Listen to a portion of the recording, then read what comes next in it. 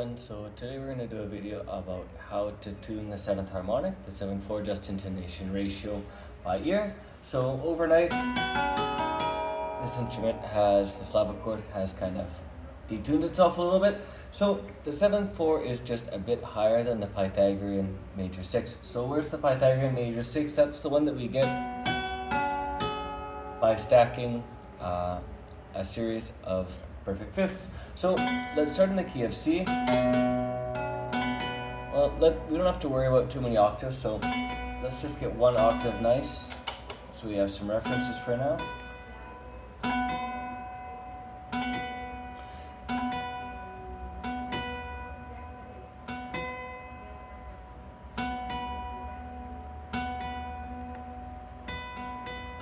And we don't always have to worry about perfection on all of the tunings. If it gets close enough, it's probably going to retune itself a little bit anyways through the process of tuning.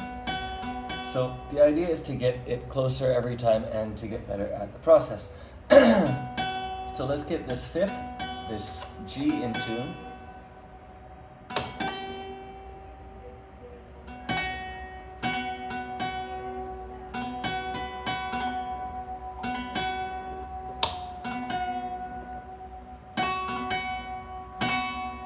Okay, so once you get to a minimum of beating, you can kind of leave it. So let's get this D in tune. So we're going to tune this one as a fourth. You can also tune it as a fifth above an octave, whatever you find easier, depending on your instrument or the range.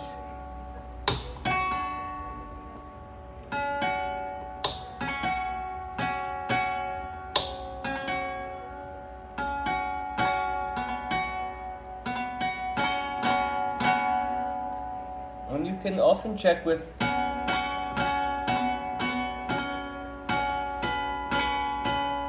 different intervals to see if the beating keeps some kind of consistency, if it seems right in the color for those. So we're kind of tuning based on the idea of minimizing beating as much as we can.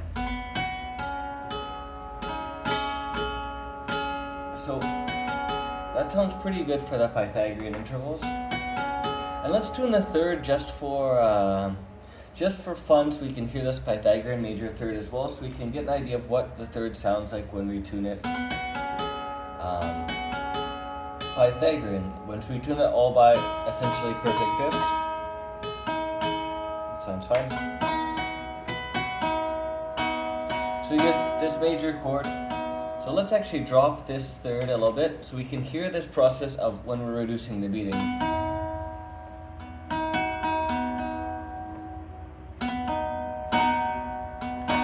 Can you hear the difference of this major chord?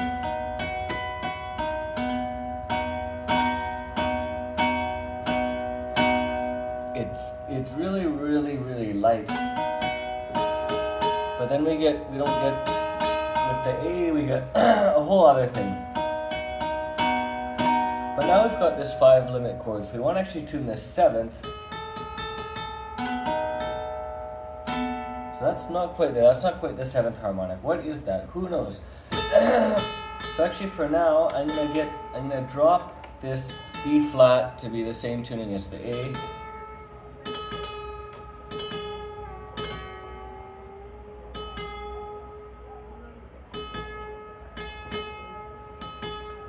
More or less.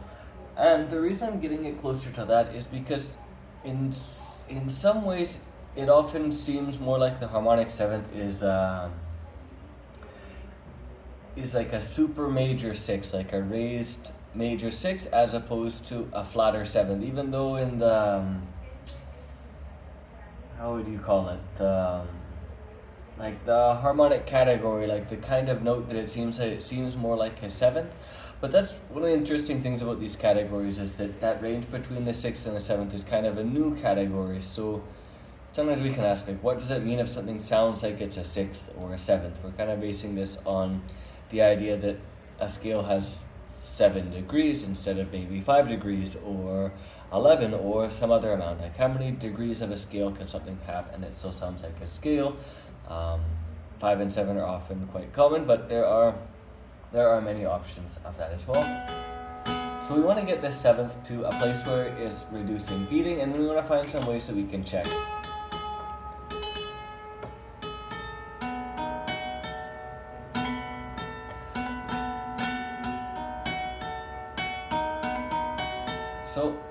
let's hear what happens if we drop it a bit.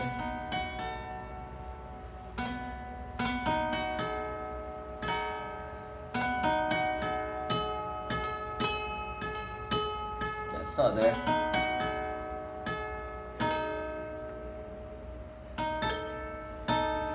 And another thing to note is that in this major triad, we're also tuning it to the E. So this is going to give us a 5-to-7 ratio. So we also want this to be at a minimum.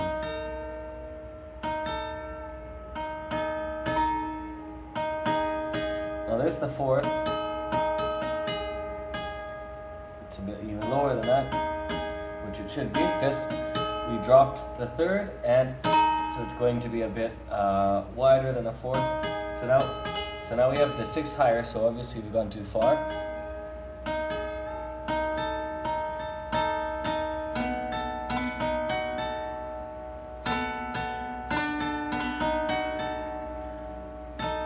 And so let's see if we go a bit higher. And this between the G and the B flat, this should be a 7/6. So between, say, the sixth harmonic or the third doubled, the fifth, and the seventh. So we get this chord, the 4, 5, 6, 7. And I don't know if you can hear it the same way that I'm hearing it, but once it's there, it just sounds like it's there. Like that's. And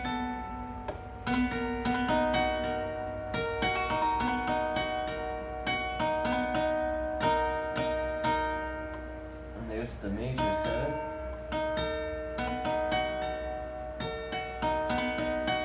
That sounds more like a minor seventh in 12.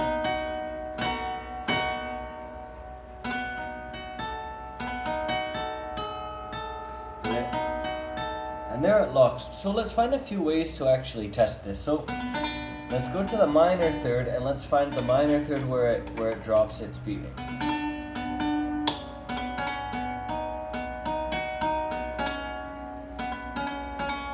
So now we're around at the same spot where the minor third is same as the major second. It's a bit shaky here.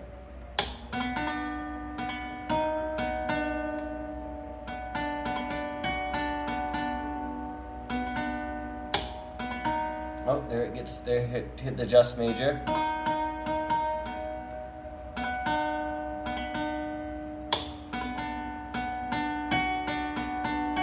There you go, there it locked in.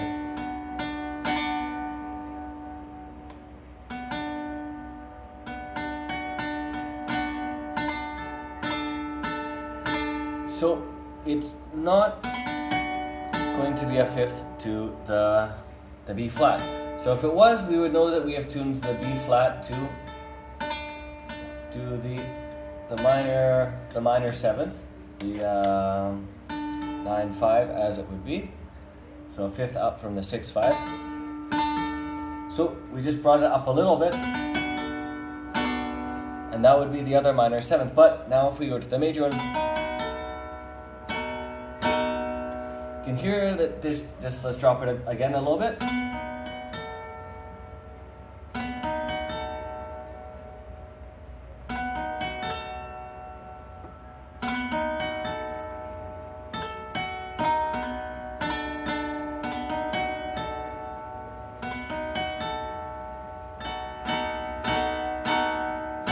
And then,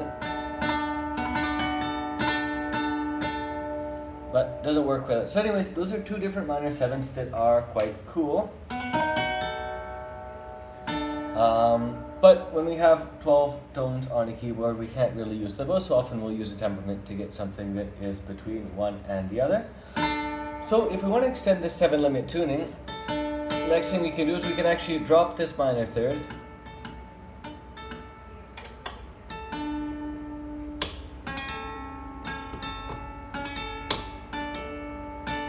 So it is a fifth, so instead of instead of raising the minor seventh so that it's in tune with the minor third, we could drop the minor third so that's in tune with the harmonic seventh.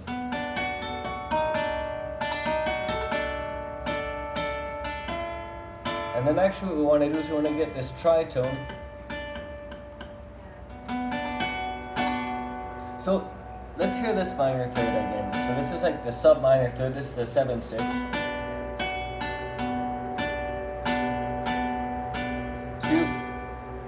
So you end up getting weird sound outside. You end up getting this kind of a bit of a darker, a bit more 7-y kind of minor third. It doesn't sound as rested as the Just one. So you can make your own decisions about how it sounds and the qualities of it, but let's get this tritone tuned to the major third up from the minor third. So this is going to give us the 7/5 from the root. Remember that we used the 7/5 from the third as another reference point?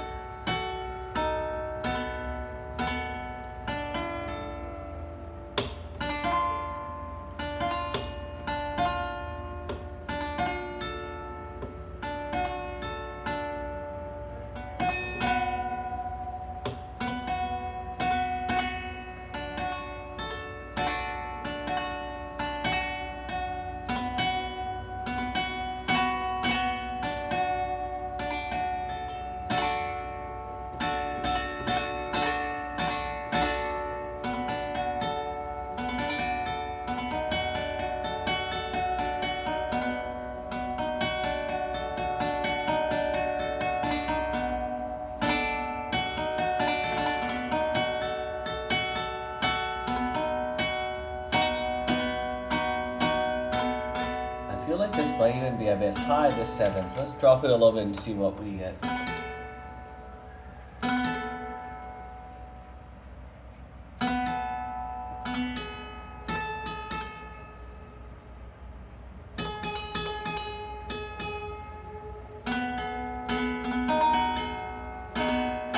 That sounds a bit more locked in. Let's see if that changes our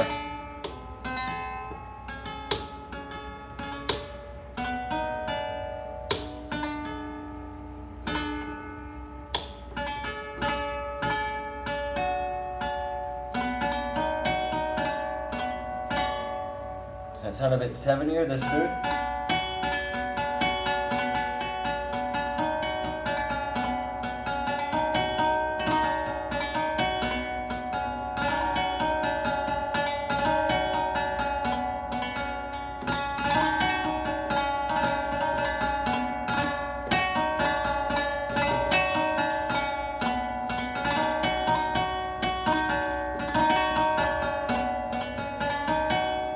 That sounds really nice.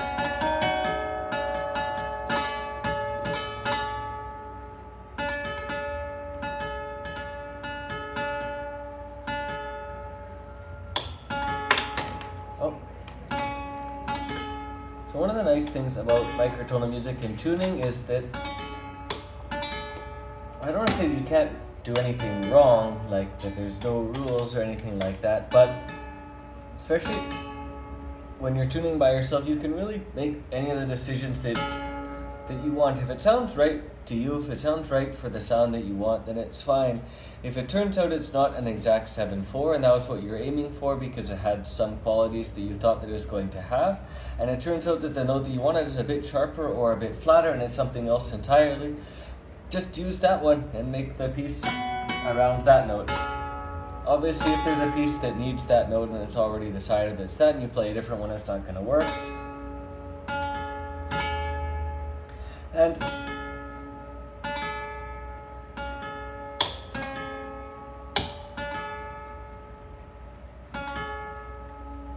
remember that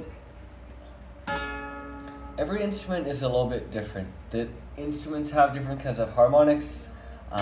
Tuning a harpsichord and a piano and a guitar are different beasts. And that every instrument is going to have its own way of sitting and being in tune with the room, with itself and all of that.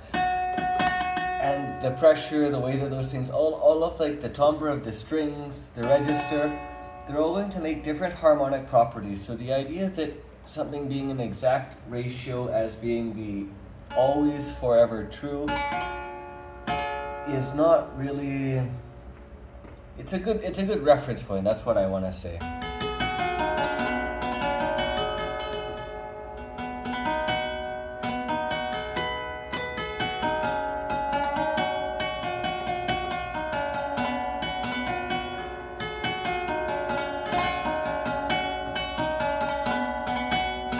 So that's the idea of how I would tune this in to the 7/4 and the triad to get the other